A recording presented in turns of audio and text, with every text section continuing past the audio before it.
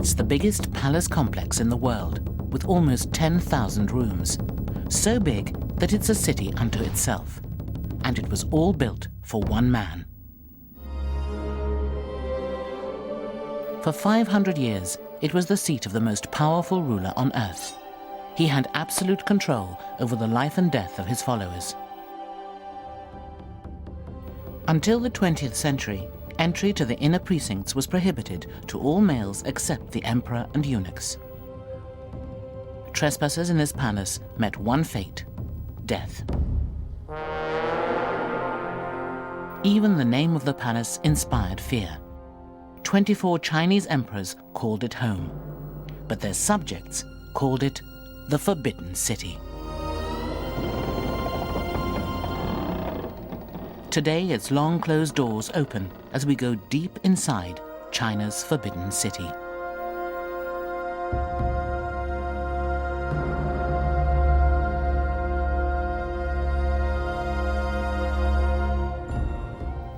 When it was first built, the Forbidden City was one of the most secret places on Earth. Even today, when it attracts 8 million visitors a year, only a small part of it is open to the public. But on the eve of the 600th anniversary of its construction, the entire complex is unlocked for our cameras.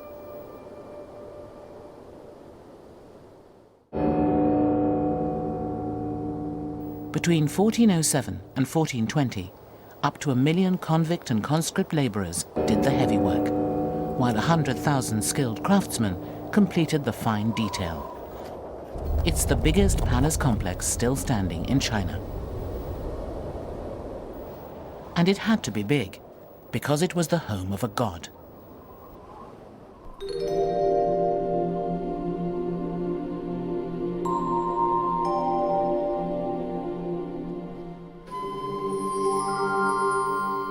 The Chinese emperor was more than just a ruler. To the people of imperial China, he was a divine being, the son of heaven, and the link between this world and the celestial. They believed that the supreme deity lived in a 10,000-room palace on the pole star. But the Son of Heaven's palace was here on Earth. And, as legend has it, because the Son shouldn't outdo the Father, his palace had only 9,999 rooms.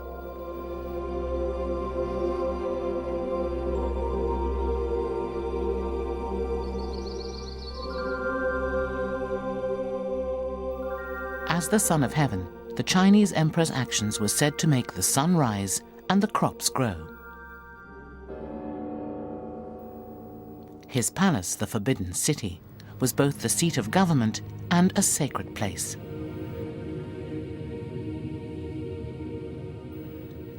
The ancient Chinese believed that just as the pole star palace of the supreme deity was the center of the heavens, so the Forbidden City was the center of the earth. To them, it was the navel of the world.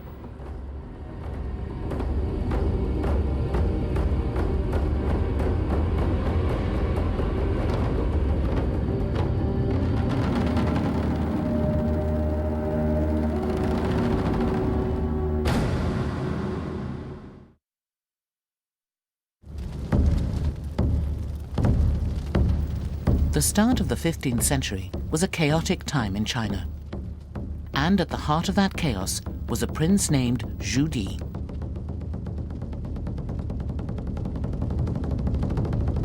The victorious Chinese army had only recently pushed the Mongols back over the Great Wall when the country was once more torn asunder. Zhu Di, the prince from the north, rebelled against the emperor in the south. Zhu Di seized the throne, but his troubles were far from over. Although he had conquered the capital, Nanjing, he still had powerful enemies there.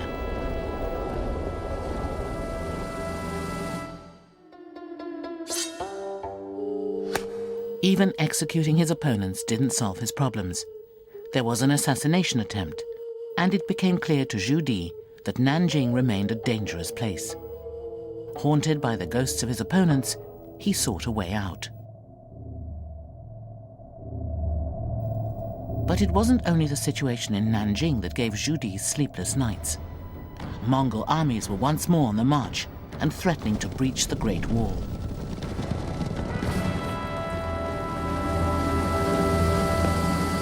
So Zhu Di found a radical solution to both his problems. He abandoned Nanjing and created a new capital, Beijing, in the north. It was a massive undertaking. By the time it was done, millions of people had moved to Beijing and built one of the greatest cities of all time. Zhu Di was a ruthless but gifted ruler and a megalomaniac. He never did anything small. At the same time as he started building the new capital, he equipped a huge armada of ships to sail the western seas.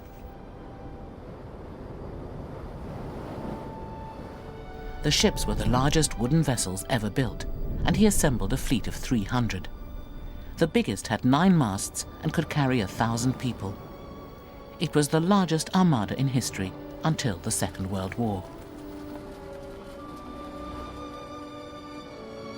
The fleet was commanded by the eunuch admiral Zheng He. It ruled the water for 28 years. But Zhu Di had even bigger projects at home. He had the Grand Canal rebuilt and the Great Wall extended. But his largest project was to tear down Kublai Khan's old palace in Beijing and build a new one in its place.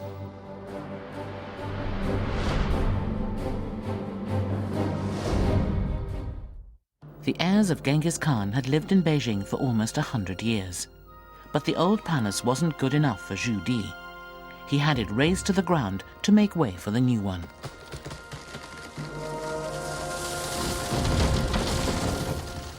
The rubble was used to make a mountain that overlooked his new palace complex.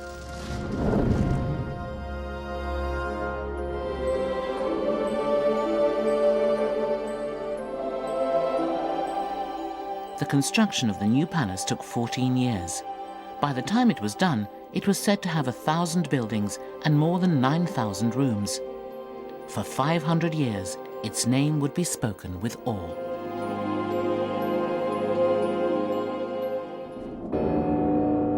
It was called the Forbidden City. At the very heart of Beijing, it formed a large rectangle, 3/4 of a kilometer wide and nearly a kilometer deep. High walls and a wide moat separated it from the rest of the city. The walls enclosed an immense space, 720,000 square meters. 55 Buckingham Palaces, or more than 100 football pitches, could fit inside its grounds.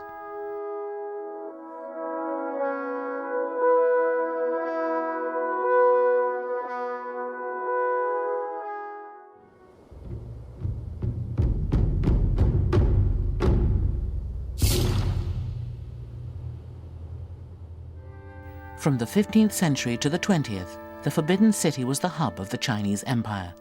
It was the home of 24 emperors, the seat of government, and the heart of a civilization.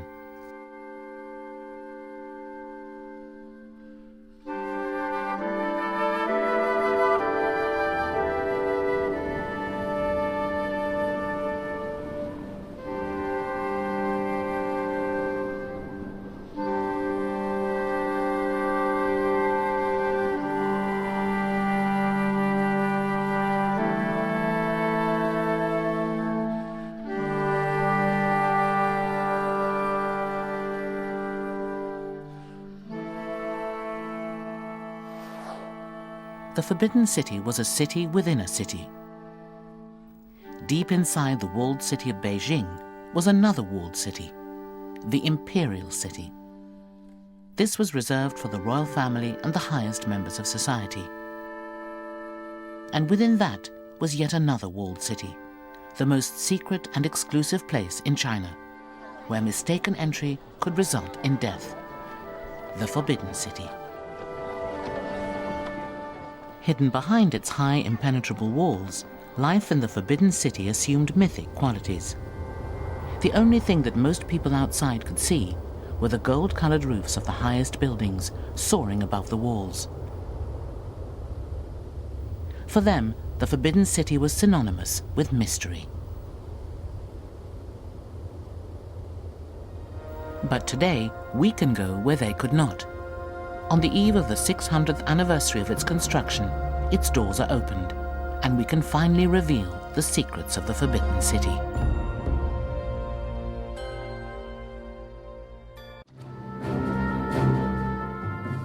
In 1407, Europe was recovering from the plague. The Aztecs in Mexico were building an empire, and in Beijing, preparations had begun on the Forbidden City. It would take almost 10 years just to gather the necessary building materials and assemble the workers. Little is known of most of the men who did the construction work. Their names have been lost to time. Even some of the building techniques they used remain a mystery. Yet these master architects and craftsmen built a palace of enduring beauty.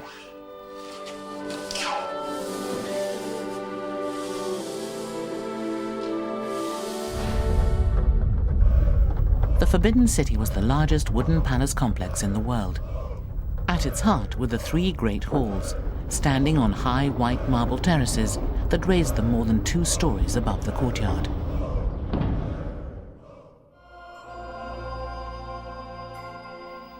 More than 1,000 carved marble dragons drained rainwater away from the huge terraces. The palace complex was an architectural masterpiece, and today is one of the United Nations World Heritage Sites.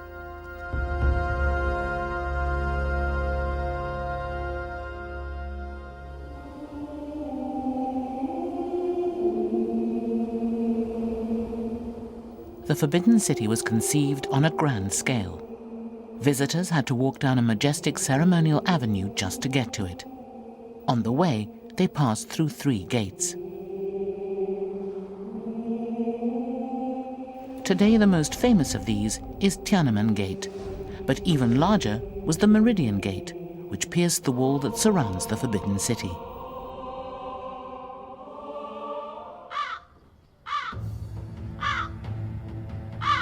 The Meridian Gate was the main entrance to the Forbidden City.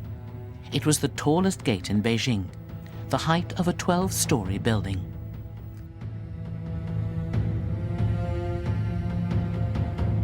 The Hall of Supreme Harmony was the most important building in the Forbidden City, and at half the size of a football pitch, it was also the biggest, sitting on 3 white marble terraces. Like all the buildings in the Forbidden City, it was made of wood. Although it contained the most important throne room in the palace complex, the largest imperial audiences took place not inside the building, but in the vast courtyard outside. Thousands of officials would gather there to hear imperial proclamations.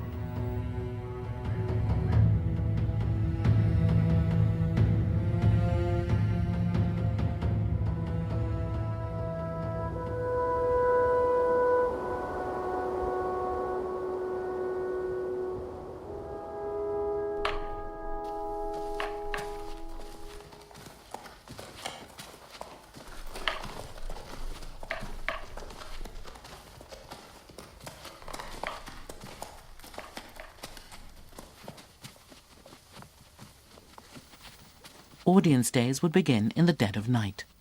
Government officials, called mandarins, would start to gather at 3 a.m.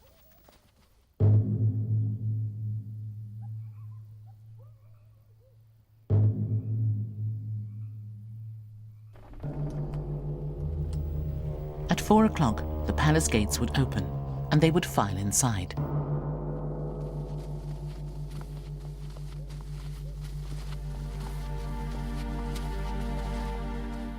Although they were the highest officials in the land, they would walk in near silence. There were heavy penalties for talking, coughing, or spitting.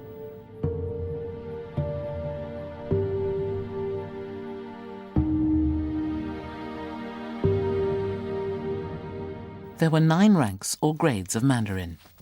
Rank was designated by the color of button on their hats and by the square emblems on their clothes. Different birds were embroidered on their official robes, from a crane for the highest rank to a flycatcher for the lowest.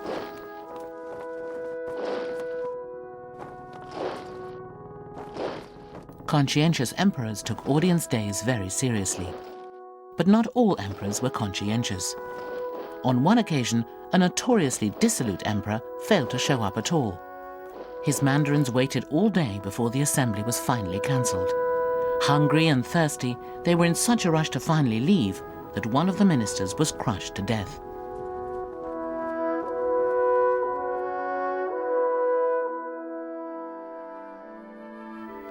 The Forbidden City was divided into two sections, the inner court and the outer court.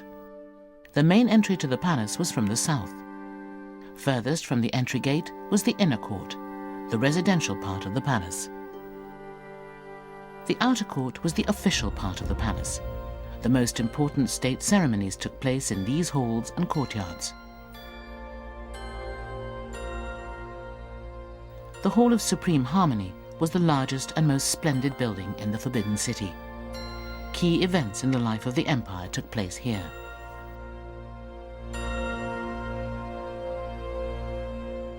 Behind the Hall of Supreme Harmony was the smaller, square-shaped Hall of Middle Harmony, and behind that was the Hall of Preserving Harmony. These three great halls were used only for the most important ceremonies and events, like the enthronement of a new emperor, his wedding, or the celebration of the Lunar New Year.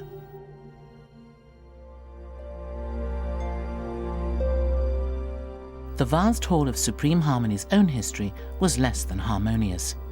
Disaster struck the hall with alarming regularity.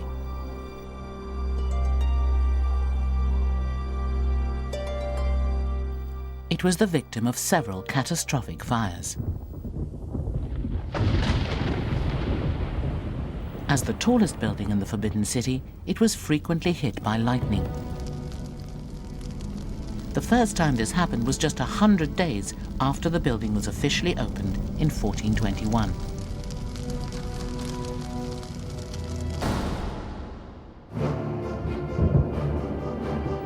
The building sat a burnt-out shell for 18 years before it was restored.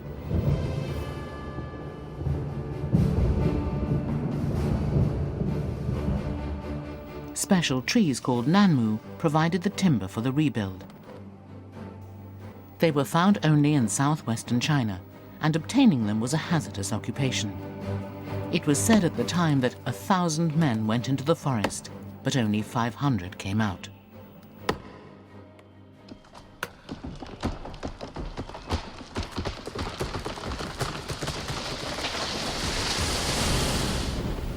Monsoon rains were used to float the logs down from the mountains.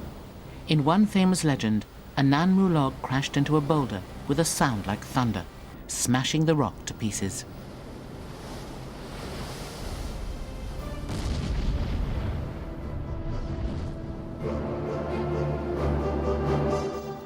When the current was against them, the floating logs were dragged upstream. The journey of a single log could take up to 4 years. 100,000 nanmu logs were used in the construction of the Forbidden City.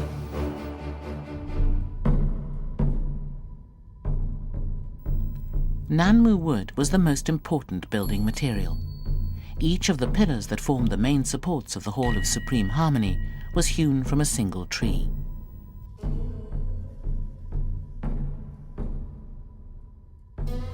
The pillars that surround the throne were given special treatment. Creating the texture are gilded dragons that wind sinuously around the pillars.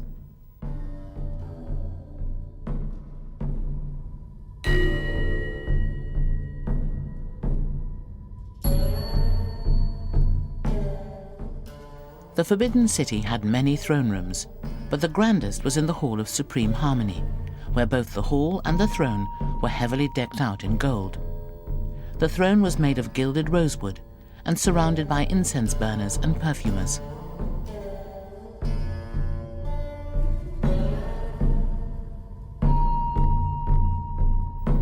There were also thrones in other audience halls, all covered with dragons.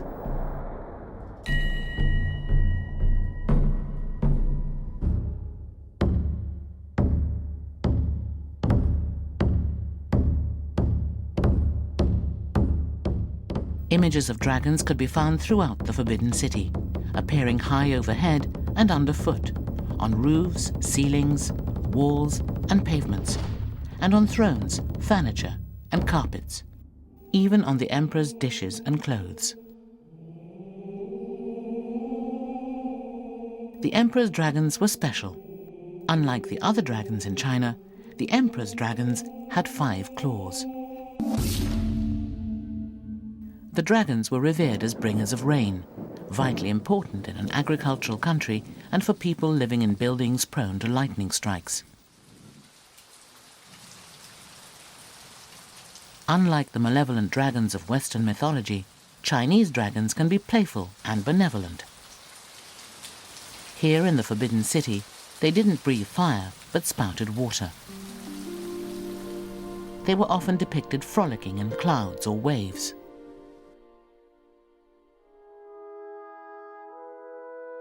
In front of the Hall of Preserving Harmony was one of the marvels of the Forbidden City. It was carved from a single block of stone. No one ever walked on this heavily sculpted ceremonial stairway, and only the emperor in his palanquin was carried over it.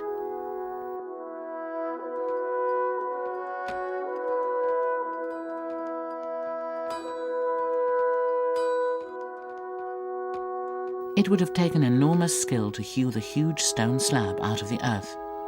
But that was the easy part. The real challenge was moving it to Beijing.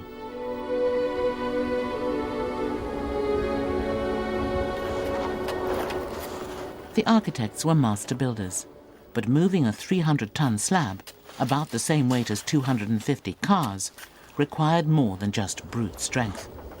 It also required imagination and 50 kilometers of ice.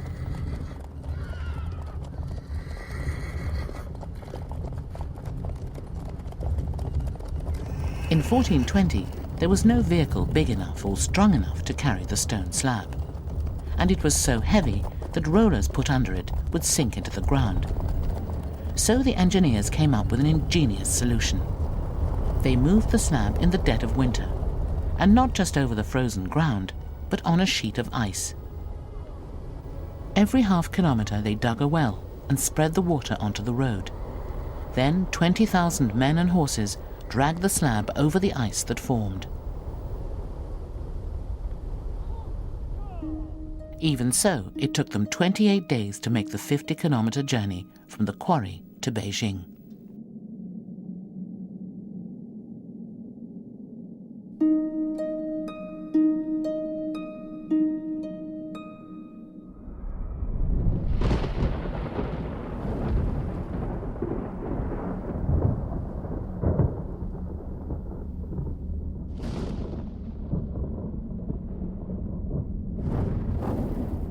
In 1679, disaster struck the Hall of Supreme Harmony for a 3rd time. But on this occasion, it was not an act of God, but the hand of man that brought the building down.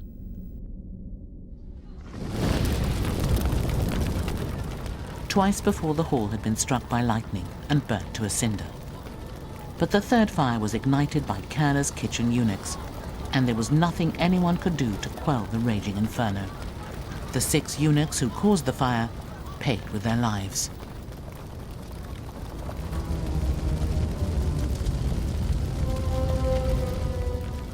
When the palace had previously burned down, it had been relatively easy to rebuild it. All it required was the political will and a source of Nanmu timber. But this time, it was harder.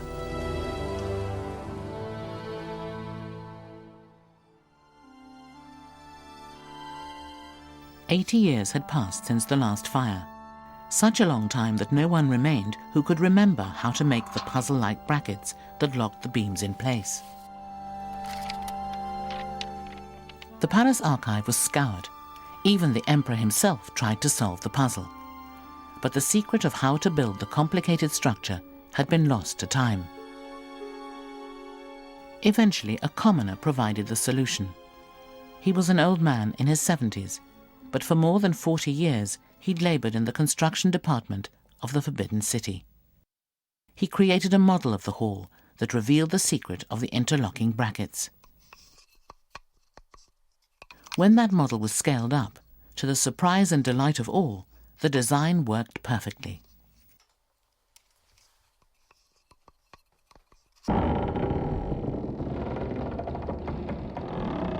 The Hall of Supreme Harmony would burn down twice more in its long history. The curse of being the tallest building around in an age before lightning conductors. But every time it burnt down, it was rebuilt. Lesser buildings could be replaced with others, and over the years, many new buildings were erected in the back courts of the Forbidden City. But the Hall of Supreme Harmony was always rebuilt on the same spot. It was a constant presence in the life of the palace. Also constantly present were the palace eunuchs. The largest group in the Forbidden City, they kept the place running. But the eunuchs were not born, they were made, from a surprising number of volunteers.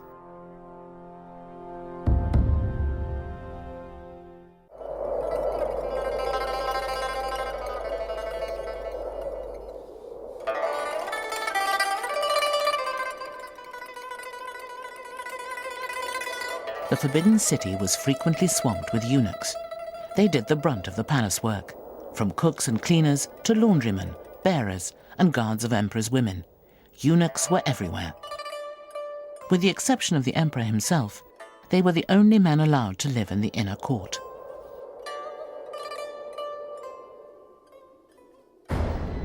Until the 15th century, many eunuchs were prisoners of war who had been forcibly castrated. Adult male captives were usually executed, but captive boys had both the scrotum and the penis removed. If a boy survived this operation, he was allowed to become a palace servant. Some upwardly mobile boys even put themselves forward for castration, or were volunteered by their penniless parents. One eunuch described his reasons for doing this. It seemed a little thing to give up one pleasure for so many. By suffering that small change, I could be sure of an easy life in surroundings of beauty and magnificence. So many boys volunteered that the palace became awash with eunuchs. Eventually, laws were put in place to limit the number of eunuchs allowed in the palace at any one time. From a maximum of around 70,000, the number of eunuchs in the Forbidden City dropped over time. When Puyi, the last emperor, was overthrown in 1912, there were only around 1,500 eunuchs on his staff.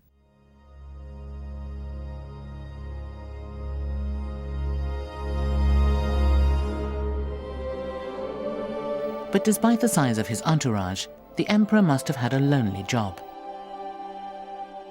His was a role of breathtaking complexity. He was the moral leader of the nation, statesman, legislator, supreme judge, administrator, commander of the army, patron of art, and chief examiner. He sat at the apex of a huge bureaucracy. Although thousands of mandarins reported to him, he had the final say. The government produced a relentless flow of written documents. Literacy and good handwriting were the keys to a job in the government.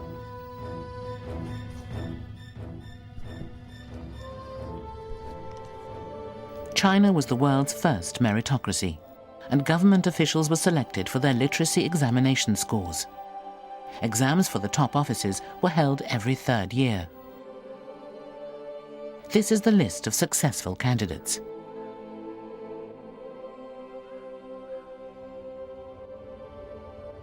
To become a government officer, a mandarin, one had to score highly on the tests.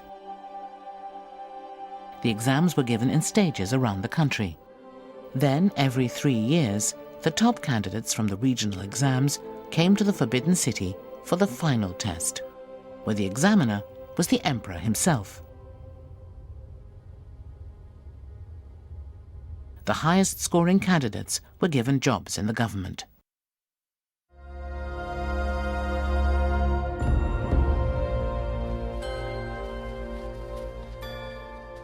One examination candidate recalled his feelings as he waited to hear the exam results. It was a little cold that day. Just before dawn, I knelt with the other candidates on the ground in front of the Hall of Supreme Harmony to wait for the results. The day before, there had been a lot of gossip about who did best, and I would lost all hope. When the results were read out, I'd heard that the top candidate was none other than me. Whenever my name was called, a fanfare was played. I couldn't believe my ears, and I didn't dare to step forward. But in the end, a protocol officer dragged me out of the line. The emperor gave me a prize, and I was carried out of the palace through the emperor's own gate.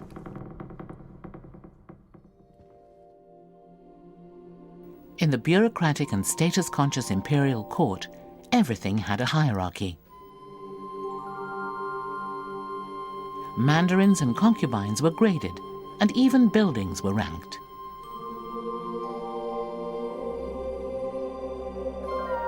The rank of a building was determined by the mythological creatures on the eaves of its roof. The more creatures there were, the higher the status. At the front of this roof is a man riding a chicken, a reminder of a tyrannical ruler who was hanged from the eaves of his palace. Behind him is a row of 9 mythological beasts.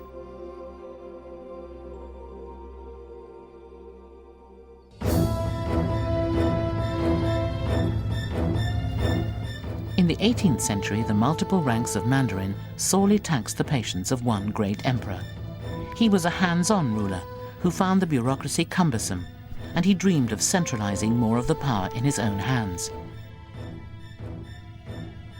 He penned a couplet expressing his longing for more power, which still hangs on the wall of his former home.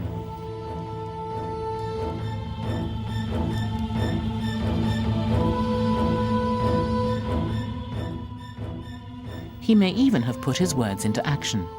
Some people claim that he practiced what he preached and used a secret passage that allowed him to bypass the bureaucrats. This mysterious gap between the palace and the government office is rumored to have been a private passage, his own personal shortcut to his government ministers.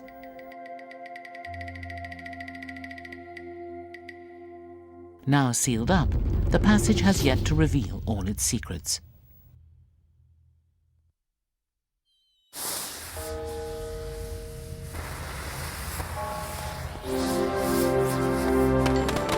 The Chinese New Year is the most joyous time of year here.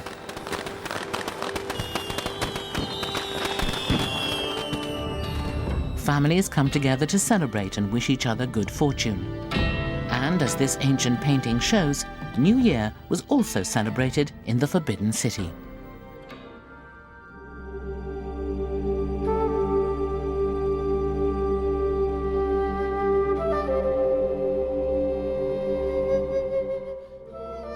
The Forbidden City was more than just the seat of government. It was also the home of the emperor and his family. Hidden deep within its walls, the inner court was the most private part of the palace complex. It was the domestic heart of the empire.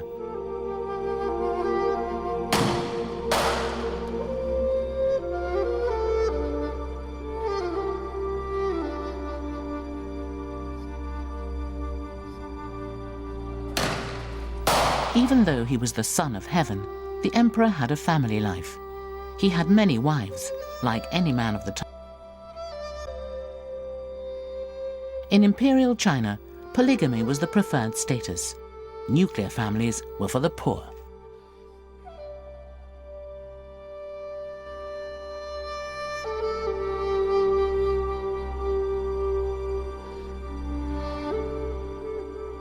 The inner court was located in the northern third of the Forbidden City. This was the woman's realm, the female private part of the palace. Its densely packed courtyards were separated from the wide spaces and great halls of the public male part by a wall. No man could enter the women's realm of the inner court without the emperor's permission, except, of course, the eunuchs.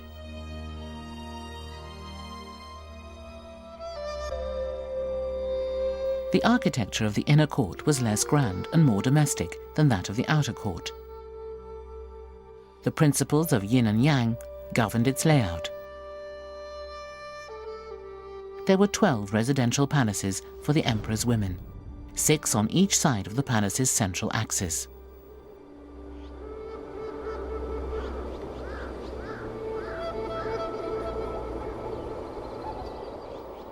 Between the 6 east and 6 west palaces lay the most important buildings of the inner court. Called the 3 rear palaces, they mirrored the 3 great halls of the outer court. The largest of the rear palaces was the emperor's residence, and the second largest, the residence of the empress.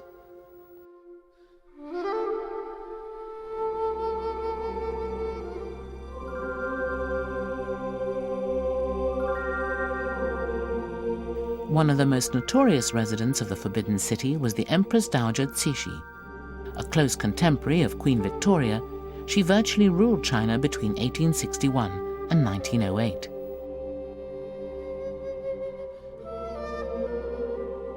Cixi was a middle-ranking concubine who had borne the emperor his only son. But her good fortune was a tragedy for China. She exercised power for almost 50 years, first as a favorite concubine, and then, when her husband the emperor died, by controlling her young son and nephew when they ascended the throne. On her 50th birthday, Cixi spent 6 million silver taels redecorating her palace, the equivalent of more than $80 million in today's money. Her daily routine was highly extravagant. Every morning her female attendants would greet her, proclaiming, "May luck be with you, venerable ancestor." Then they made her bed and brought her a silver basin of hot water. To ease the joints in her hands, Cixi wrapped them in hot towels and soaked them in the hot water for so long that it had to be replenished several times. After that, a hot towel was placed on her face to reduce wrinkles. A eunuch was then called in to brush her hair, paint her eyebrows, powder her face, and rouge her cheeks. Then Cixi would smoke 2 pipes of dipping snuff and drink a cup of milk tea. She was partial to drinking human milk and cow's milk, and thought them both tonics for youth.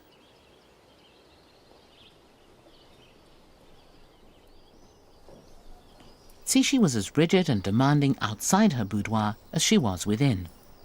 The manipulative former concubine ruled the court with an iron will. It was 1,000 years since a woman had last sat on the dragon throne. But that didn't stop Cixi. She devised an extraordinary arrangement of a throne behind the throne, the two separated by a thin curtain. While her son sat on the throne in front of the curtain, she sat on her own throne behind him, firmly gripping the reins of state.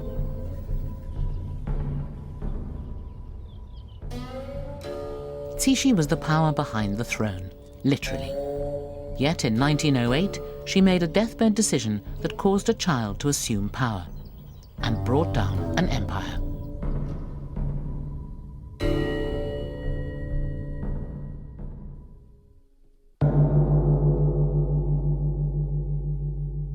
There were many women in an emperor's life. In addition to an empress, he also had consorts and concubines. This was because the emperor's most important official duty was to produce a son and heir, by any means necessary. So rather than place all his eggs in one basket, most emperors had several wives. The 17th century Emperor Kangxi, a contemporary of William Penn, the father of Pennsylvania, and the Sun King Louis XIV of France, ruled China for 60 years, with 38 official wives, plus another 17 unofficial ones. The relatively selfless Guangxu had just 1 empress and 2 concubines, although he died young, so may not have reached his full complement.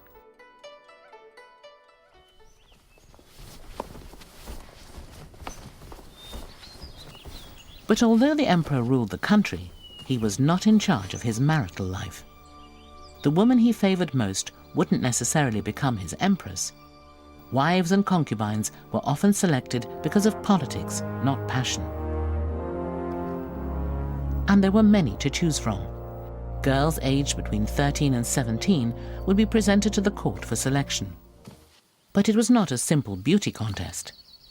During Cixi's reign in the 19th century, Neither good looks nor personality ranked highly in the selection criteria. What was really important was breeding, and breeding potential. The number one selection was given a scepter and became empress. The other girls chosen were given purses, and they became consorts and concubines. In a strict hierarchical structure, wives came in 9 ranks. There was 1 empress, 1 imperial consort, 2 high consorts, 4 consorts, 6 imperial concubines, 8 worthy ladies, and unlimited numbers of the lower 3 ranks. In 1922, the last wedding was held in the Forbidden City. It was the final throw of the imperial dice. The future depended on how things went in the imperial bedchamber. Things couldn't have gone more wrong.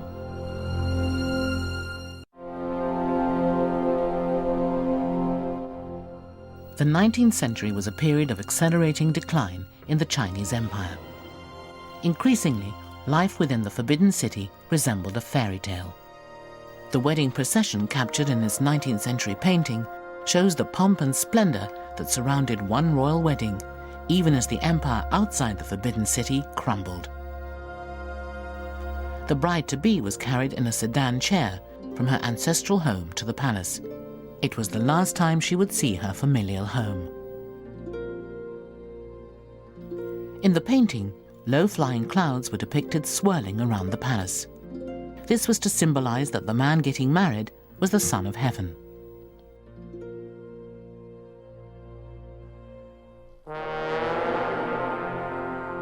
The last wedding to take place in the Forbidden City wasn't nearly as grand. In 1922, the last emperor, Pu Yi, was a virtual prisoner in the decaying palace. Just 16 himself, he was marrying a 17-year-old girl selected from a photograph. Double happiness characters festooned the wedding chamber. Anthropomorphic figures that resembled a happy couple holding hands. Every surface of the room was covered with these images to promote a successful wedding night. But in fact, the night was a disaster. Pu Yi described the fiasco in his autobiography. It was unfurnished, except for the bed platform which filled about a quarter of it, and everything was red. When we had drunk the nuptial cup and eaten some sons' and grandsons' cakes, and entered this dark room, I felt stifled. The bride sat down on her bed, her head bent down. I looked around me and saw that everything was red. Red bed curtains, red pillows, a red dress, a red skirt, red flowers, and a red face. It all looked like a melted red candle. I did not know whether to stand or sit, decided I preferred my own room, and went back there.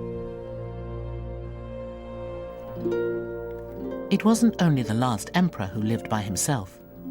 No matter how many women he had in his life, the emperor in the Forbidden City always lived alone. His empress and concubines lived in separate palaces. Emperors weren't in control of their own love lives. As if they were prize bulls, racehorses, or show dogs, others decided when they should mate. Astrologers would pick auspicious days for procreation. Yet even then, the emperor and his wife would not spend the entire night together. Eunuchs would hustle the concubine out of the bedchamber when the emperor's duty was done. It was their responsibility to ensure that the emperor woke alone, fresh for the next day's work.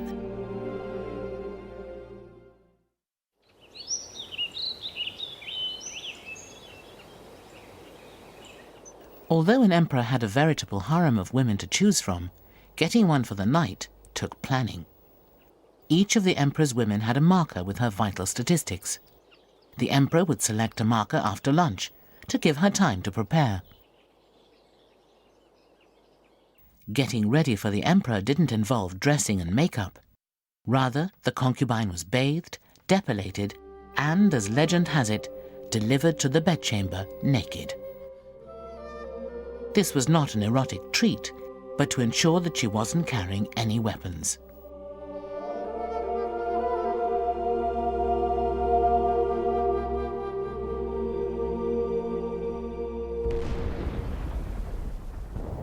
It was big guns that finally brought down the dynasty. In the 20th century, a tidal wave of revolution rolled over the country. The imperial system was finally swept away.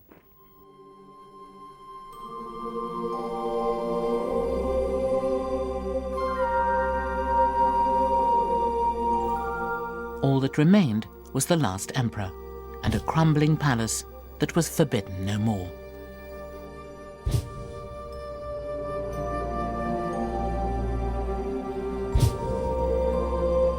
In 1924, the last emperor was expelled from the palace, and the buildings began a new life with a new name, the Palace Museum.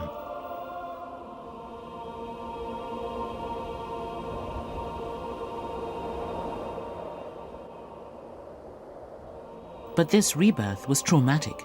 The palace's very survival was at stake. Years of war and neglect had left the palace in ruins. Today, a mammoth project is underway to restore the palace to its former glory. But as the old is repaired, what new secrets will be uncovered?